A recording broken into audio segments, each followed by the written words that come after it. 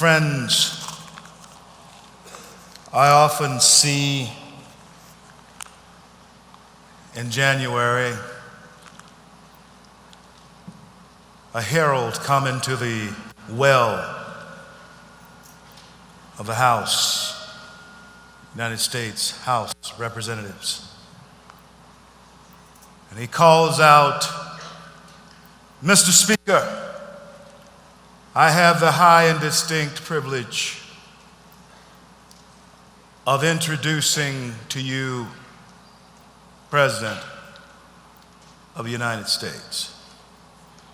Well, Ben has not declared that God has given him that sign yet, but it is my sincere desire. And Candy, if God gives him the signal, let him do it.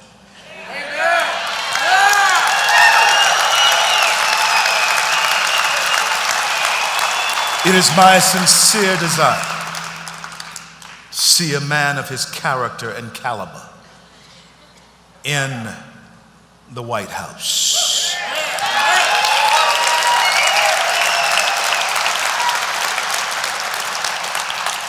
My bride, Jane, and I, where are you, honey? There she is.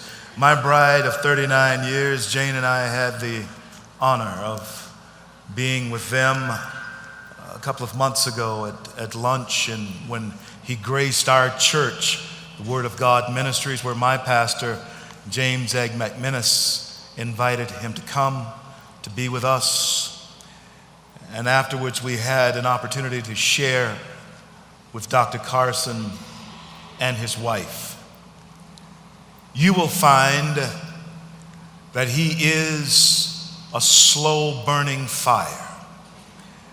I have not had the opportunity, and neither has any of us, to hear the voice of perhaps the greatest president that led our nation through a great divide, and that would be Abraham Lincoln. But I am told through examining history that he had a very calm demeanor and that his voice was very soft-spoken. But when he spoke, when he expressed his opinions on the matters of the day, when our nation was in the throes and the grips of civil war, it was not an inflamed and impassioned orator that God sent to bring our nation back together. It was a man of distinct wisdom who, when he spoke, you listened to every syllable of what he had to say. Tonight, my friends, we have the distinct and high privilege to have within our midst such a man. He is a Christian man, a man of moral fiber and character, a man of principle, principled enough and bold enough to stand at a prayer breakfast where the president himself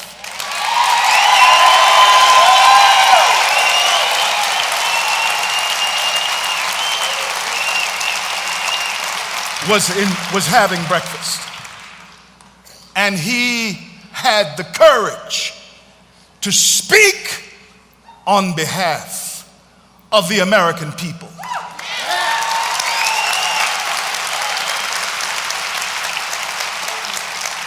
And so it is tonight that I give to you a friend of ours, a friend of America, a patriot. Let us give this genius and brilliant doctor a warm Colorado welcome.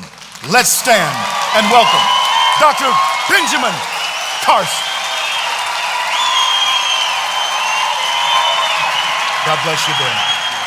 God bless you. Yes, sir. Thank you. Thank you. Thank you.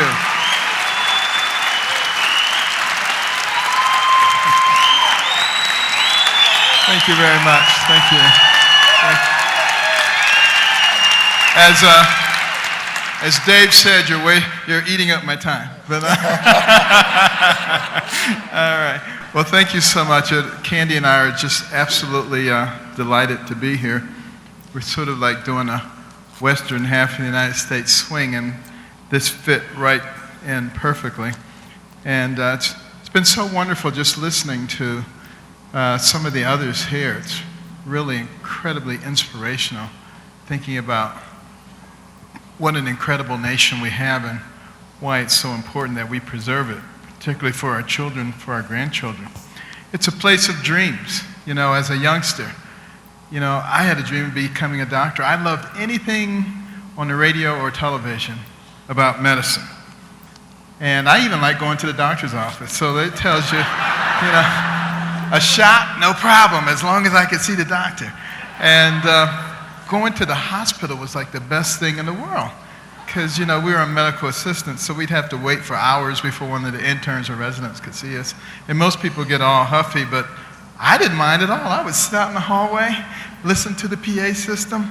Dr. Jones, to the emergency room. Dr. Johnson, they sounded so important. And I'd be saying, one day they'll be saying, Dr. Carson, Dr. Carson. But of course, now we have beepers, so I still don't get to hear it. But, but you know, sometimes those dreams are the only thing that drive you. When everything else seems bleak, you cling to that dream. But sometimes dreams are not good. And some of you probably remember the case of the Bajani twins, the 29-year-old Iranian women joined at the head several years ago. Their lifelong dream was to be separated. They scoured the planet looking for a team willing to take on that kind of risk. You know, when they first contacted me, you know, I told them about Chang and Ing Bunker, who never got separated, the original Siamese twins. And they lived until they were 63. But they didn't want to hear about that. And they kept searching. They found a team in Singapore that had separated some twins from Nepal. And I had actually been involved in that case, so they convinced me to come over and join them against my better judgment. And I was so impressed when I met those young women. They were full of personality, vivacious, smart. They had learned to speak English in only 7 months, if you can imagine that. They both had college degrees. They both had law degrees. Only one wanted one, but they both had law degrees. And so, you know, they had a very good impression of what it is that they were risking. And they said something to me that really struck me. They said, Doctor, we would rather die than spend another day stuck together. And that seemed kind of harsh to me. But then I thought about it. I put myself in their shoes, and that's always a good thing to do, put yourself in someone else's shoes. I said, what would it be like to be stuck to somebody 24/7? You couldn't get away for 1 second. How long would you like them? And I began to understand what they were going through. Well, that operation proceeded, and we were in the 3rd day. We were 90% separated. Some people were starting to celebrate. I was not among them. Because when we got to the very last part, they began to bleed profusely. Under a great deal of pressure, it was impossible to stop the bleeding. And they died. So not everything that we do is successful. And really, when you stop and you think about the history of surgery, when we first started doing kidney transplants, dismal results. Same things for hearts, lungs, livers. You would say, why would anybody even bother? The results were so dismal. But things were learned from every failure. And now all of those operations are done quite routinely. And it works outside of medicine too. Thomas Edison said he knew 999 ways a light bulb did not work. Most of you have heard of the cleaning formula 409. Why did they call it that? The first 408 didn't work, you know? But you just persist, you learn. Walter Dandy, famous neurosurgeon from Johns Hopkins, many, many decades ago. First one to try all kinds of things. First one to operate on the posterior fossa. That compartment of the head is small. People said the tissue would swell, the patient would die. But Dandy operated on somebody with a lesion in the posterior fossa. The tissue did swell, and they did die. And another, and they died. And another, and they died. The first 13 all died. Can you imagine how discouraged he was? Can't even imagine what he said to the 14th patient when they asked how the other 13 did. Probably said nobody's complaining, but you know, but the point is he persisted, and now we're able to do posterior fossa operations quite routinely and quite safely. And the point is, if you learn from things that don't work, if you learn from mistakes, you can move much faster. And when we look at history, it is a wonderful teacher, because you think about all the nations before us and what they did. We are the pinnacle nation in the world. There's no question about that. But we're not the first pinnacle nation. There have been others before us. Ancient Egypt, Greece, Rome, Great Britain, Spain, France. Pinnacle nations. Number one, no competition. Going to be there forever, they thought. Where are they now? What happened to each and every one of them? The same thing. They became enamored of sports and entertainment, lifestyles of the rich and famous. They lost their moral compass. They tolerated corruption, and they went right down the tubes. And some people say that can't happen to the United States. But obviously it's in the process of happening right now. The real question is, can we be the first pinnacle nation to actually learn from those before us and take corrective action? Or must we inexorably go down that same path of self-destruction? I think we can learn, because there's something different about this nation. This nation is the child of every other nation. This is a nation that was founded on Judeo-Christian principles. This is a nation where every coin in your pocket and every bill in your wallet says, "In God we trust." It means there was a time when we held those principles dear to us. We're in the process of letting that go.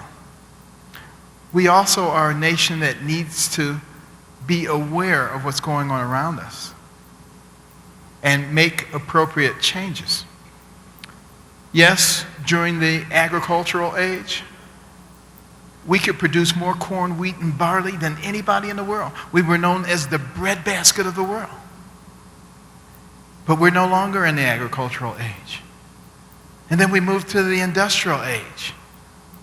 What power we had. In fact, the nations of the world were falling like dominoes, one after another, to tyrannical Axis powers. Except for one thing. This nation, the United States of America, a nation that was able to send its young men from the cities, the suburbs, the country, to fight a war on two different fronts of the world. A nation that sent its young women into the factories to build more airplanes, tanks, and mortars than anybody could imagine.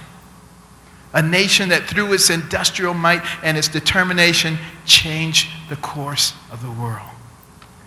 But we're no longer in the industrial age. Now we're in the information age, the age of technology. And it becomes incumbent upon us to make the change. There was a time when all you needed was a strong back and a willingness to work to be successful.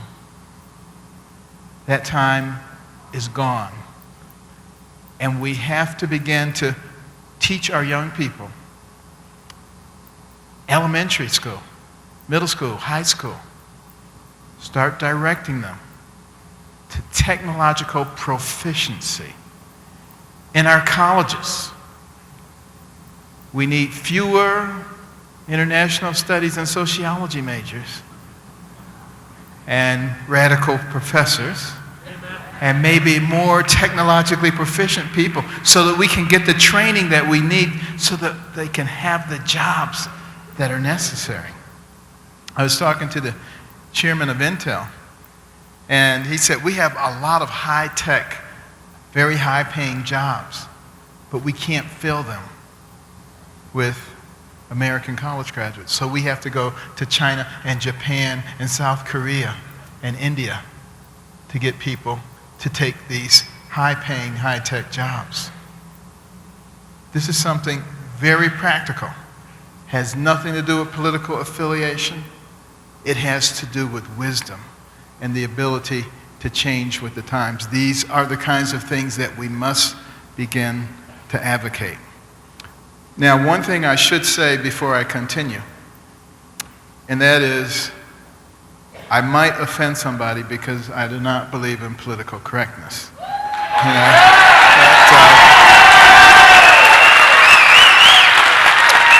and there's no question that the PC police have been after me, okay? But it really doesn't bother me because I'm not going to let them constrain my speech. You know, this was a founding principle of this nation. Freedom of speech, freedom of expression. People fled here from other parts of the world where they were being persecuted because they wanted to express themselves. And here we are reintroducing it through the back door. I think the founding fathers would turn over in their grave if they could see what was going on in this country. But the worst thing about it is we tolerate it. And we have to stop tolerating it. When they try to tell you what you can say and what you can't say, tell them to go read the Constitution before they take a flying leap. Because, you know...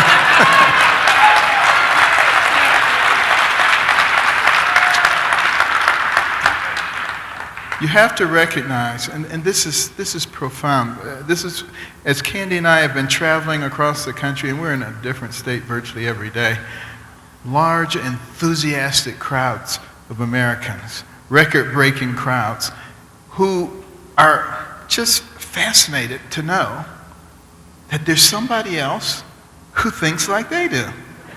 Because people have been bludgeoned into silence by the PC police. And this is a major fundamental doctrine of Saul Alinsky. And rules for radicals, there are 13 rules. The first rule, you make the majority believe that their opinion is a strange minority opinion, that no one else thinks that way, and that your opinion is the superior one that all intelligent people grasp. And if you can get the media on your side, you're far ahead of the game. And this is exactly what they've done, and they've beaten people into submission so that people are afraid to talk. You're afraid of the IRS, you're afraid of NSA, you're afraid to be fired, you're afraid of everything, and that's what they count on, the fear factor. And it's time to get rid of the fear factor and put our trust in the Lord.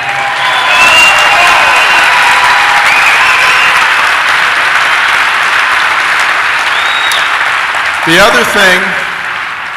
other thing that they try to do is they try to divide everybody. It's to divide and conquer. Any little fissure, they drive a wedge in. Race, age, gender, income, you name it, they drive wedges. They try to divide people. They say, you're not getting yours because of these people are against you. The American people, we are not each other's enemies. The enemies are those people behind the curtain jerking everybody's strings, trying to make them think they're enemies. Those are the people that we have to fight. Those are the people we have to identify. Many of those people are in the media. And we have to begin to stop watching them. We have to turn off the TV, just leave them alone.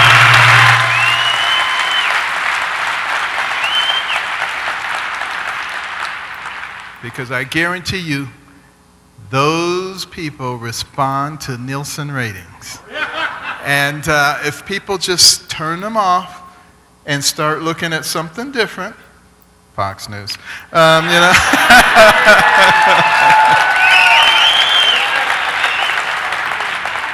I think you will see something very different begin to happen. It's already starting to happen, actually. You probably noticed that some of the mainstream media is starting to ask some tough questions, because I've always felt that eventually they would come around, because they would recognize that if the whole ship goes off the cliff, they're going off with it. They won't have any cushy jobs either. So pretty soon, you know, this is getting to be such a train wreck that you've got to have your head someplace else, you know, not to recognize what's going on. So I think they are going to recognize it, and it's good.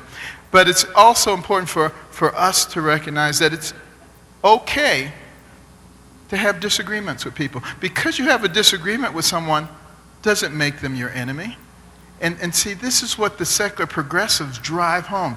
They disagree with you, they're bad people, they try to demonize them. You know, this is not true. I always say if two people agree about everything, one of them isn't necessary. And you know, I think we're all necessary, and what we need to do is learn how to engage in civil, intelligent discussions, not get into corners and throw hand grenades at each other. Because, you know, this is another one of Walensky's principles. He says, never have a discussion with your opponent, because that humanizes them, and your job is to demonize them. And that's why you never see me getting upset with those guys, because one of his other principles is if you keep calling them names and demonizing them, they will react. And some of those reactions will be irrational, and you can use that against them. So they can try all that stuff all they want. All I'm going to do is say, stop, and that means stick to our point, S-T-O-P. You're going to hear me say that to them sometimes, stick to the point, because it's a matter of trying to get off topic because they don't have a defense. You know, a couple of weeks ago when I said that Obamacare is the worst thing since slavery, oh, they jumped all over that. He's comparing Obamacare with slavery and this and that, and he's because I was so close to the truth. It really hurt. And the truth is the government is trying to take over our lives.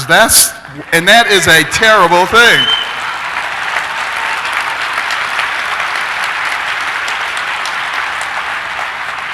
And they don't like to talk about that. And when I said that I believe that marriage is between a man and a woman, and that nobody, no group gets to change it, and you mentioned a couple of groups, oh, he's comparing gays with this group and that, because again, trying to deflect the argument. Let's talk about Carson. Let's not talk about marriage being between a man and a woman. This is a tactic that they always use, and this whole army in this room and across the country, we need to educate everybody. When they go off on the tangents and try to change the subject, just go up to them and say, stop. Stick to our point. If you keep saying that to them, they're going to get embarrassed. And when they launch their attacks, because that's what they know how to do, I always say to them, now that you've engaged in your gratuitous attack, can we get back to the subject? Really puts them off. I mean, what can they say at that point, you know? But using a little wisdom and not reacting and always asking God for guidance in what you're doing, it makes a huge difference, I can tell you.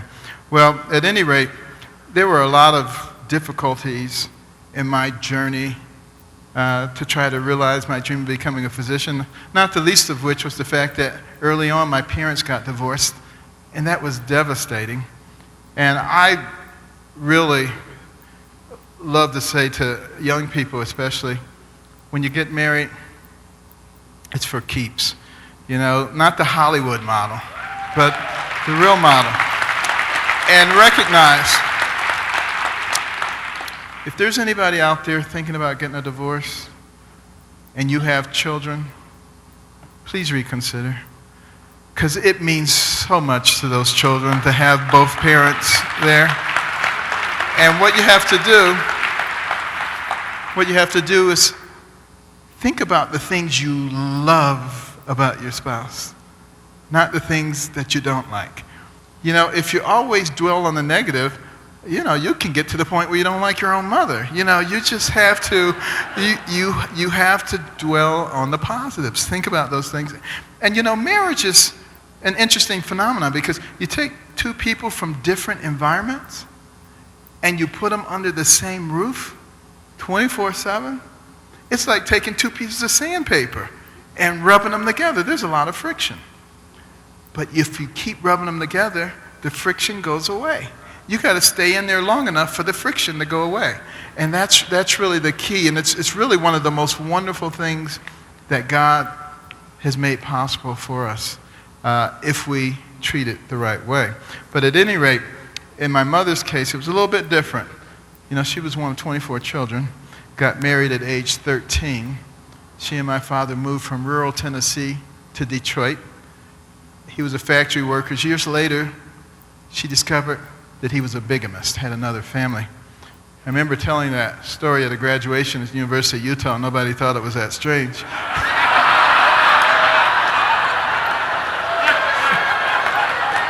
You see that? I probably offended somebody. But at any rate, she thought that was very, very strange indeed. And resulted in a divorce, and we ended up moving to Boston to live with her older sister and brother-in-law. Typical tenement, large multi-family dwelling, boarded up windows and doors, sirens, gangs, murders, rats, roaches. I mean, these rats were so big. The first time I saw one, I thought it was a dog. And both of my older cousins were killed, who we adored. I remember as a 9-year-old sitting on the ghetto stairs, looking through the building across the street, out of which all the windows were broken and the sun was streaming through. And I was thinking about my future. And I remember thinking that it was unlikely that I would live to be 25 years old, because that's what I saw around me. My mother was out working. She would leave the house at 5 in the morning, get back after midnight, day after day after day, cleaning people's houses, because she didn't want to be on welfare. Interesting thing about my mother, she only had a 3rd grade education, but she was very observant. And she noticed that no one she ever saw go on welfare came off of it. So she didn't want to go on it in the first place, and she didn't want to be dependent. She didn't want us to be dependent. And I think that was great. That was wonderful.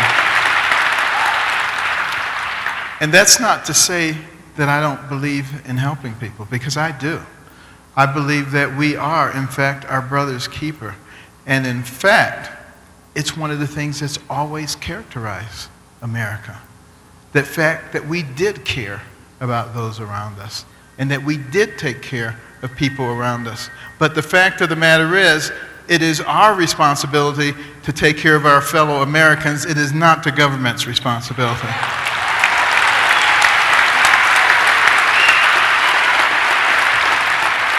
Because all that does is gives them an excuse to grow bigger and bigger and bigger and to gobble up all the funding. I mean, think about this. 4 of the 5 wealthiest counties in America are in the state of Maryland, surrounding Washington, D.C. And in terms of business, there almost is no business in Maryland because our governor likes to tax everything. We even have a rain tax. You know, if the rain can't hit the ground because of your structure, you get extra tax on that. I mean, it's absolutely absurd. So all the businesses have left, and yet it's still one of the wealthiest states because everybody works for the government. It is that kind of monstrosity. And in terms of how big the government is, you know, the last time we had good IRS statistics, 2010, if you took everybody in America who made $69,000 or up, which would be a good portion of the middle class and all the upper classes, it comes out with a gross income of $5.1 trillion. That's a lot of money. And that says a lot about the economic engine. But that same year, the federal budget was $3.5 trillion. Almost 2/3 of everything that all of those people made. And the federal debt continues to grow.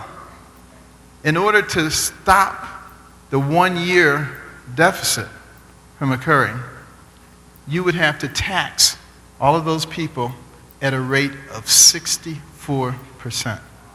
And that does not include state, local, property, all those kinds of taxes. Then you're up around 90%. But that's how big our government has gotten. It requires that much income. Clearly antithetical to the founding principles. Federal government was supposed to be lean and effective, and its primary purpose was to make sure that the people of America could pursue life, liberty, and the pursuit of happiness. All of that is changing, but it's been such a gradual change that we have not paid attention to it, and we have allowed it to occur. But the fact of the matter is, I and a number of other people are going to keep talking about it. We're going to keep it on the front burner. We're not going to let them hide it. Okay?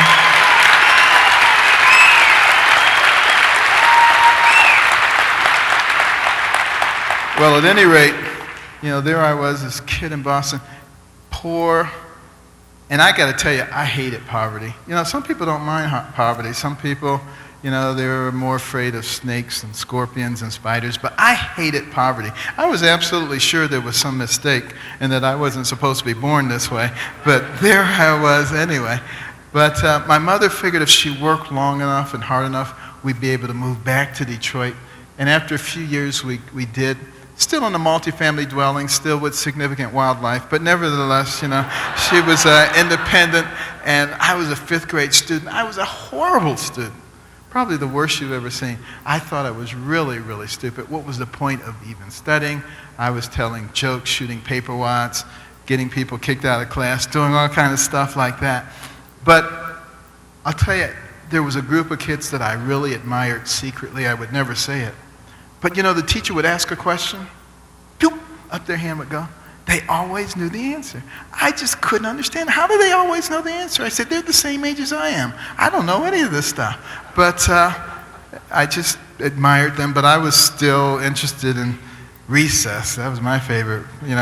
School was out, go home and play basketball, baseball, football, dodgeball, any kind of ball. Throwing rocks at cars, I love that one.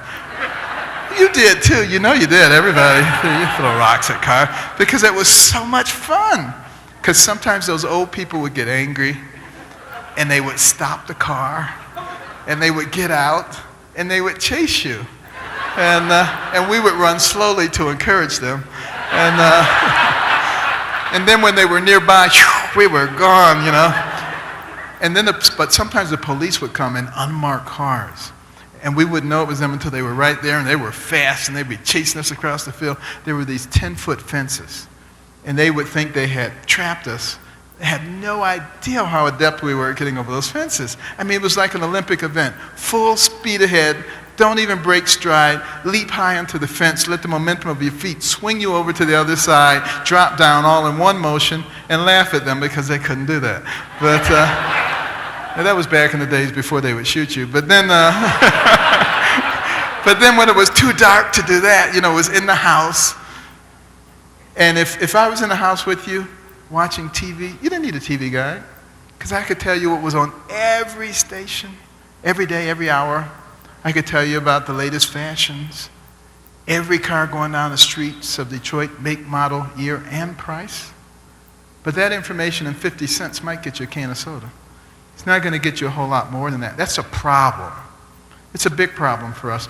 There was a survey done some years ago looking at the ability of 8th grade equivalents to solve math and science problems. 22 nations involved. We were one of the 22. We came in number 21 out of 22. This is a serious problem. But it doesn't extend only to the children, also to the adults. You ever look at those jaywalking segments on the Jay Leno show? or Jesse Waters' world. They go out and they ask, basic questions to adults, stuff that anybody should know. They'll say like, what's the significance of Labor Day? And they'll say like, doesn't that celebrate, women having babies? I mean, they just have no idea about anything. And this is a huge, huge problem. Because the founders of this nation said that our system of government is based upon a well-informed and educated populace. And if they ever become anything other than that, the nature of the country will change. Why did they say that? Because those people would not have critical analytic skills. They would take anything that is said to them. They could be led by the nose by unscrupulous politicians and news media.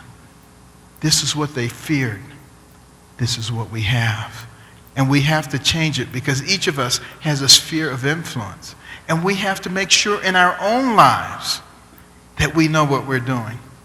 When we go to vote, we can't be one of those voters who just goes in and says, I'm looking for the D, or I'm looking for the R, or I'm looking for a name that looks familiar. It could be Satan, In many cases it is, But if you don't know, then what are you doing? We need to get everybody in our sphere of influence to understand that at the pinnacle of power in our nation are the people.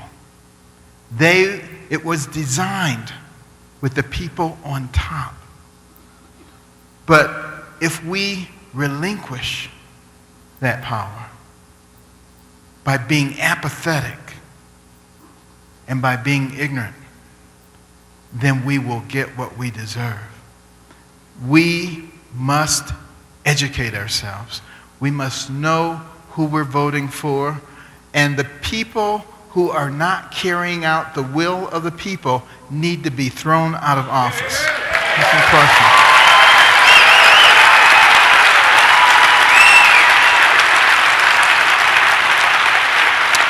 But it wasn't always like this in terms of education. In 1831, when Alexis de Tocqueville came to America to study it, because the Europeans were fascinated, they couldn't understand how a nation barely 50 years old could already be competing with them on virtually every level. How in the world could that happen? Nothing like that had ever happened before in the history of the world. So de Tocqueville was going to dissect everything. So he came over here, he studied our government. He was duly impressed. It was different then. And he said, well, let me look at their educational system. And that's where he was really blown away. Anybody finishing the second grade was fully literate. He could find a beaver trapper on the outskirts of the society. The guy could read the newspaper, could tell him how the government worked, could have an intelligent discussion with him. You only found that in the aristocracy in Europe. Did you ever wonder how those early settlers were so successful in pushing across a rugged and hostile terrain from one sea to the next? It was because they were well educated. They knew how to build roads. They knew how to build structurally sound bridges and containment facilities.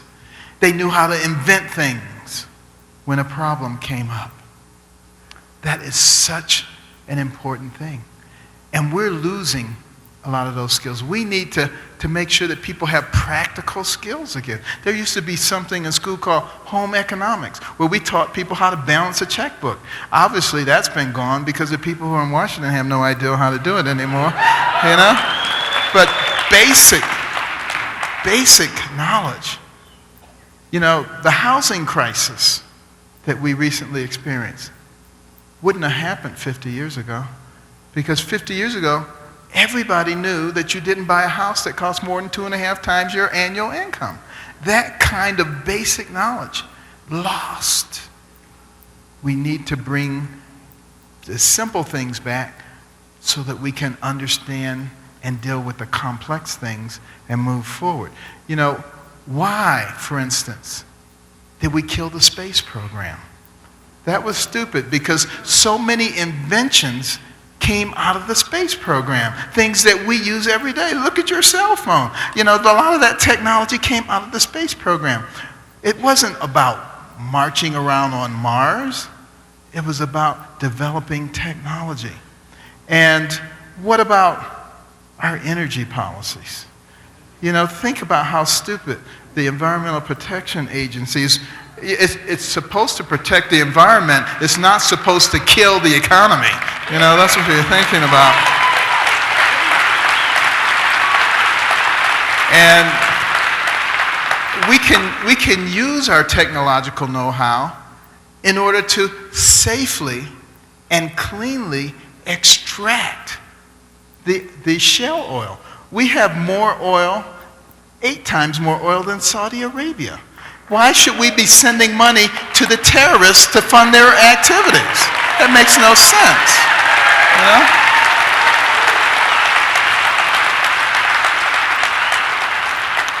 Just basic logic and common sense. Where in the world did it go? Both parties seem to be suffering from it. And, somebody, and I don't care who it is. I don't care if they're Democrats or the Republicans or the Independents. In fact, I would love to see a situation where you couldn't put the party affiliation on the ballot. And you had to actually know what that person thought and how they actually voted. Because we need people with spines. And we need people who understand the Constitution and their role. The reason we have divided government is so that the other 2 branches can stop a runaway, wild branch of government.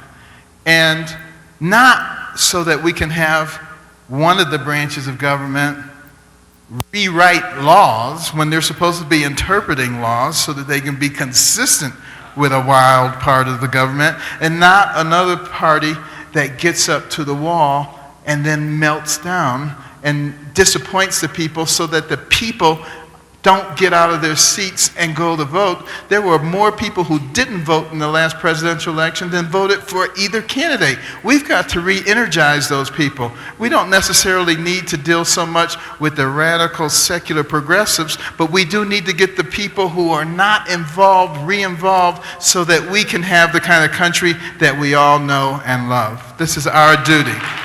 And we all have a sphere of influence.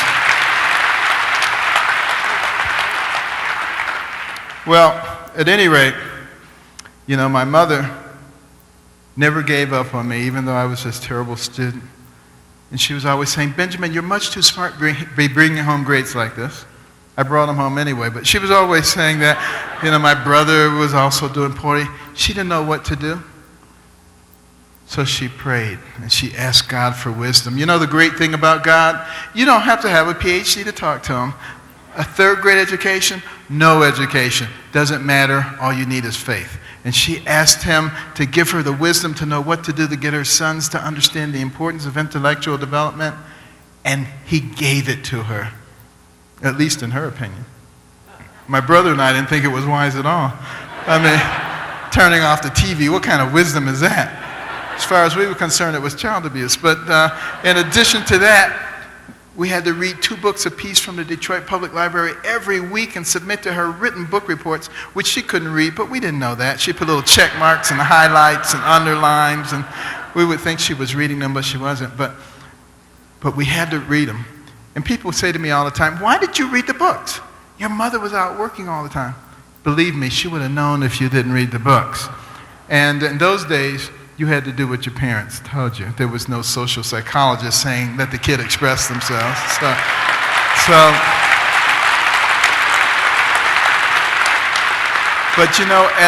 as I started reading those books, it was an interesting thing. Those kids that I admired in school who always knew the answers, they would raise their hand. I would say, I knew that answer. I could have answered that question too. I started getting excited. No book was safe in my grasp. If I had 5 minutes, I was reading a book. Waiting for the bus, reading a book on the bus, reading a book in the bathroom, reading a book at the kitchen table. My mother would say, Benjamin, put the book down and eat your food. Didn't matter. I was always reading. And within the space of a year and a half, I went from the bottom of the class to the top of the class, much to the consternation of all those kids who used to tease me and call me dummy. The same kids who were calling me dummy in the 5th grade were coming to me in the 7th grade. Benny, how do you work this problem? I'd say, sit at my feet, youngster, while I instruct you. I was perhaps a little obnoxious, but it sure felt good to say that to those turkeys. But I had the same brain, just a little different perception of who I was. And the human brain is an amazing organ system because we were made in the image of God. And God is no dummy. And he has given us this sophisticated network, billions and billions of neurons, hundreds of billions of interconnections. It remembers everything you've ever heard, everything you've ever seen, can process more than 2 million bits of information in 1 second. You cannot overload it. Some people say, don't learn this, don't learn that, you'll overload your brain. Can't do it. If you learn one new fact every second, it would take you more than 3 million years to challenge the capacity of your brain. You can't do it. It is an amazing organ system.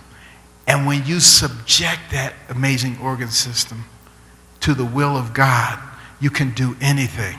Because as it says in Philippians 4:13, I can do all things through Christ, which strengtheneth me. We need to remember that.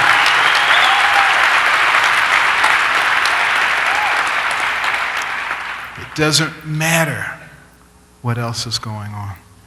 And it's one of the reasons that Candy and I started the Carson Scholars Fund. We try to put kids from all backgrounds on the same kind of pedestal as we do the all-state athletes, the same kids who achieve academically at the highest levels and also demonstrate that they care about other people. They have to have both components. Hitler was smart. Marquis de Sade was smart, but they didn't care about other people. This is not what we need. And speaking of Hitler, this is a very important concept. Most people in Germany did not believe in what Hitler was doing. But did they say anything? No. And look what happened. And believe me, the same thing can happen in this country if we don't stand up for what we believe. We absolutely have to do that.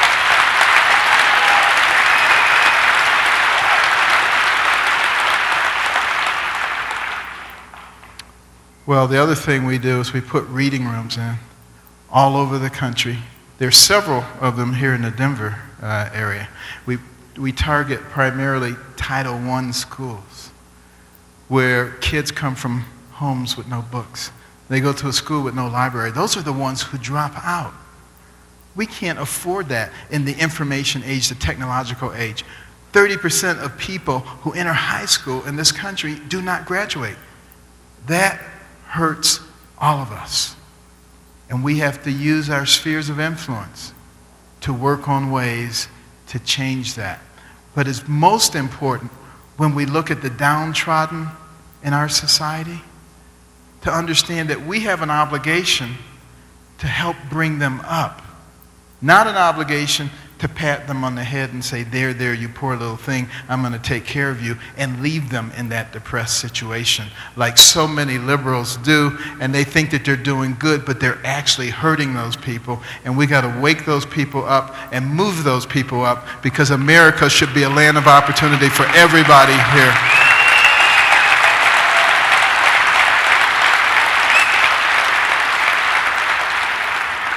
Well, you would think that having gotten things under control academically, my life was going to be wonderful. Wrong. I had another major problem. I had a terrible temper.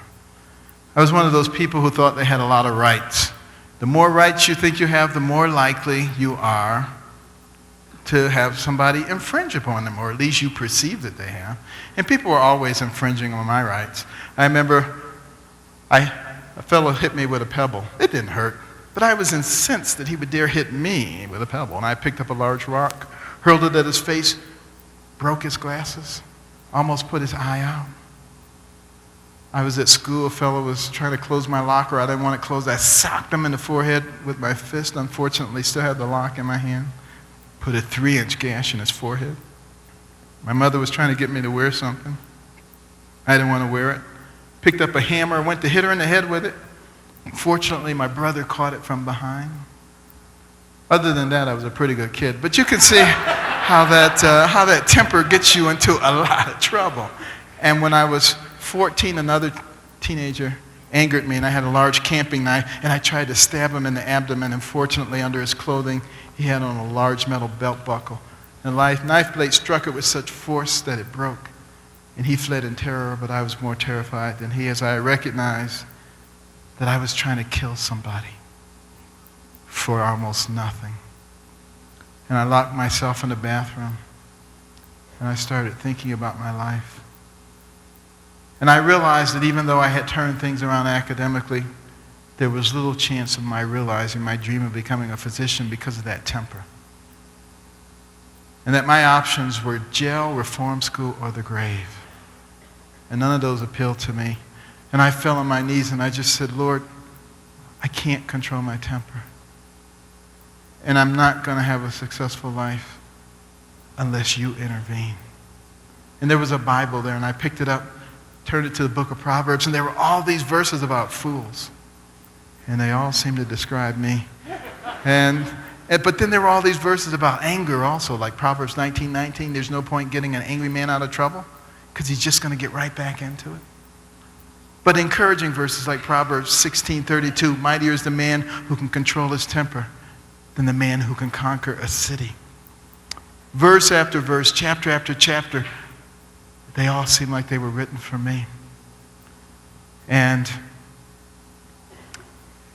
I also came to the understanding while I was in that bathroom that to lash out at somebody, to punch somebody in the face was not a sign of strength, it was a sign of weakness, because it meant that you were easily controlled by people and by circumstances. And I didn't want to be easily controlled. And I also understood during that time that I was angry because I was selfish. It was always about me. Somebody was in my space. Somebody took my thing. Me, my, I. And if you just move yourself out of the center of the circle, all of a sudden, the anger goes away. And after 3 hours in that bathroom, when I came out, the anger was gone. And I've never had another outburst since that day. And some people say, you just learned how to cover it up. But I had to cover it up because when God fixes it, he fixes it from the inside. He doesn't just do a paint job.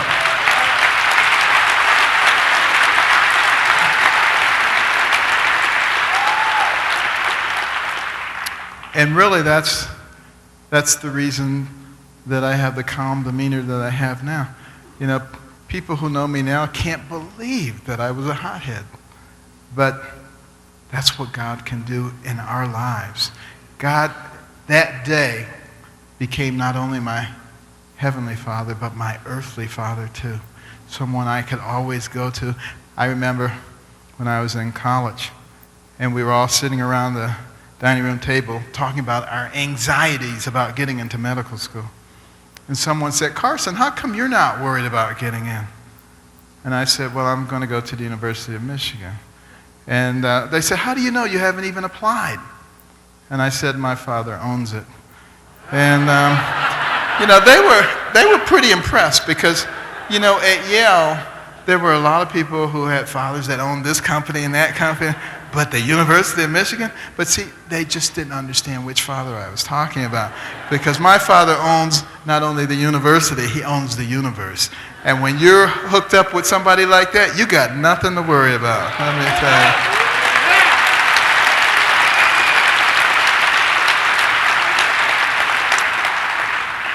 But you know, God has played a major role in our nation, not just in our individual lives. I mean, think back to George Washington. Think about the things that happened in his life. Think about the Battle of New York. He was down to his last battalion. 5,000 troops, that was all he had left. The British were closing in. They had assembled the largest floating artillery ever coming in from the sea. 3 battalions coming in from the land. They had him surrounded to finish him off the next morning. Meteorological records demonstrate to this day that very day a dense, mysterious fog fell on that area and lasted until well into the next morning and shielded the escape of Washington and all of his men. How can anybody deny that God played a role in that? And in the Battle of Monongahela, during the French and Indian War, George Washington acting as a courier for General Braddock. All the couriers riding back and forth were killed. Washington himself had 2 horses shot from underneath him. He had 4 bullet holes in his coat, but no flesh wounds. Years later, one of the Indian chiefs involved heard that Washington was going to be in the area. It was still before he had become president. He made a long journey to visit him. He said, "I wanted to see you, sir, before I died, because I'm an expert marksman, and I shot you several times. And my men shot you several times. And after a while, I told them just to stop wasting their bullets, because you could not be killed by bullets, and I wanted to see a man who was protected by the Spirit above, who would become the father of a great nation." And you know that story used to be in all the American history books until 1935, when the forces of political correction said you cannot have something about God like that. You're right, we can. Not only can we, but we must. And you know, we have to stop capitulating. You know, John Adams said that our system of government was designed for a moral and religious people and is wholly unfit for any other. This is the way our country was designed. You know, all of our founding fathers were men of faith, or at least the vast majority of them were. You know, the people who try to rewrite history, they say they were not. They say they were deists. They try to say anything like that. That's why in the book, America the Beautiful, which, by the way, was my 5th book, the first 4 were written with professional co-writers. America the Beautiful was the first one that I wrote with my wife, Candy, and the first one that became a #1 New York Times bestseller. So think about that.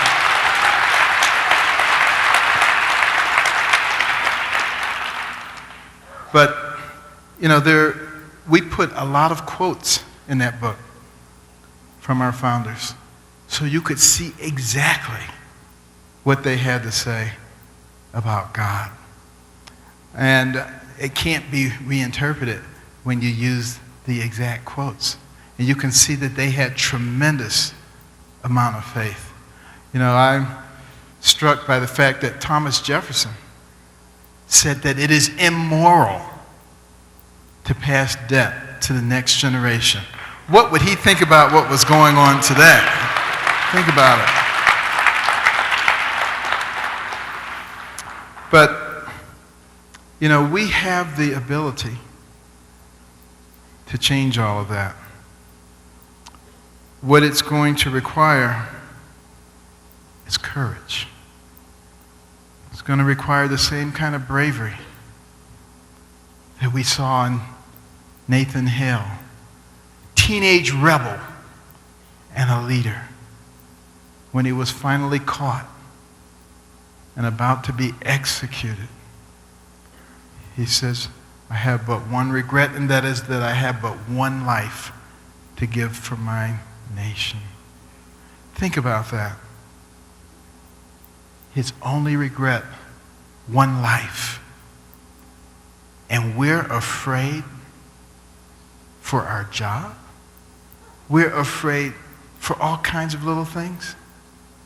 Folks, we have to stop being afraid. We have to recognize that if God be for us, who can be against us? We can never be afraid.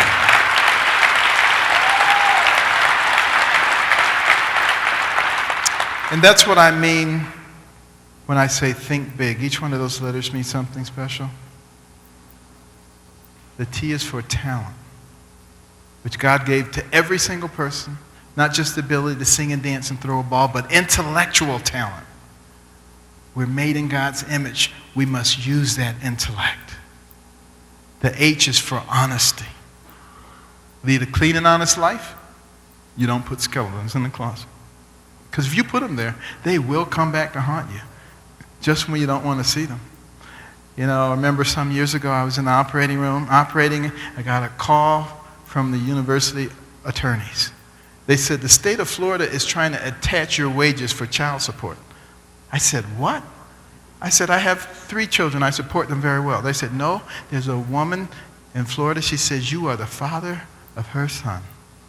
And she knows where you went to high school, college, where you went to medical school, where you did your internship, residency. She doesn't have a picture of you in scrubs. I said, anybody can get that. Are you kidding me? But on the basis of that, a paternity suit was being pursued. And I had to get my lawyer involved, and it escalated. And they wanted a blood sample from me so they could do DNA testing. I said, excuse me? You people, as incompetent as you are, want me to send you a specimen of my blood? I said, it'll end up at a murder scene, and I'll be in jail for the rest of my life. Are you kidding me? So it escalated a little more, and then poof, it was gone. It fizzled away. Because see, what happens is people, they see somebody who's out and about a lot like me, and they figure they've been messing around so much, they don't even remember all the people they've been messing around with. Okay, but I had a secret weapon. I knew that the only woman I'd ever slept with in my life was my wife. So, you know, I didn't have to.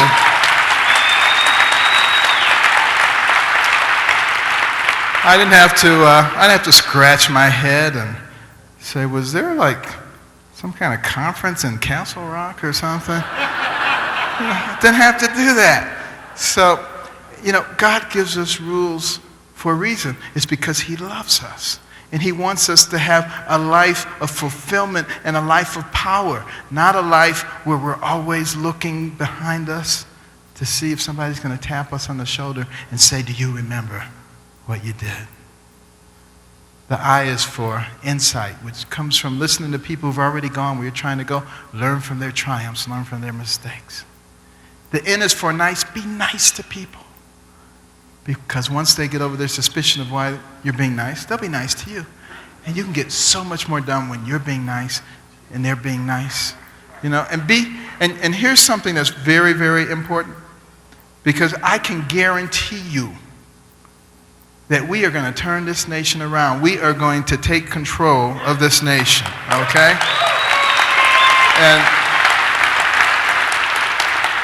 And when I say we, I'm not talking about any party. I'm talking about those people who love this country and who love the Lord. And when we take control, we are not going to treat them the way they treated us. We're going to treat them as Jesus would. We're going to be loving your neighbor as you love yourself, because somebody has to be the adult. We can't keep going back and forth, back and forth. We got to take the lead, and we got to lead with it.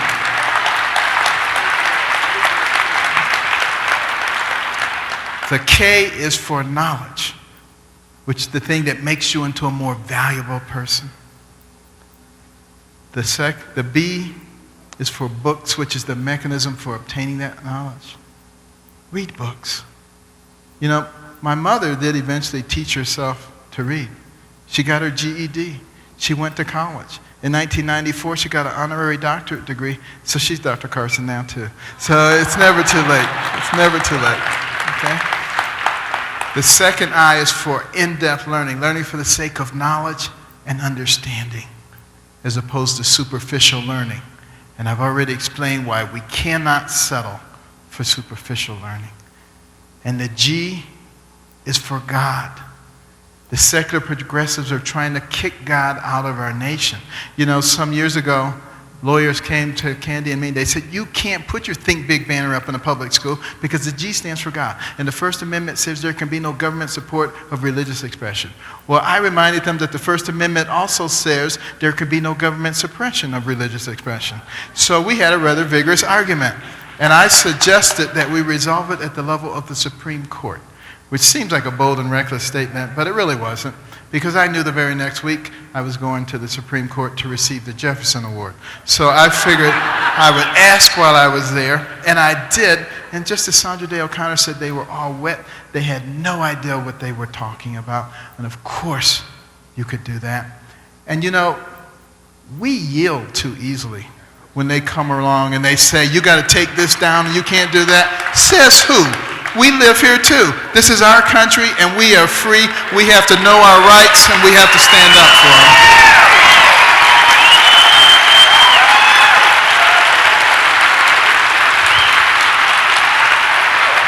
Having said that, we're not going to be mean to them. And we'll let them go and wallow in the mud and do what they want to do. We're not going to stop them. But we are going to have a country where we can teach our children the right things. You know, when Alexis de Tocqueville finished his analysis of America, the thing that impressed him the most was the fact that in our public schools, we taught our children the difference between right and wrong. We taught them morals, we taught them principles and values. We used the Bible in our classrooms. We weren't ashamed of who we were as a people. And we must remember, when we sing our national anthem, when we get to the end of that first verse, and it says, the land of the free and the home of the brave. We cannot be free if we are not brave. Thank you very much.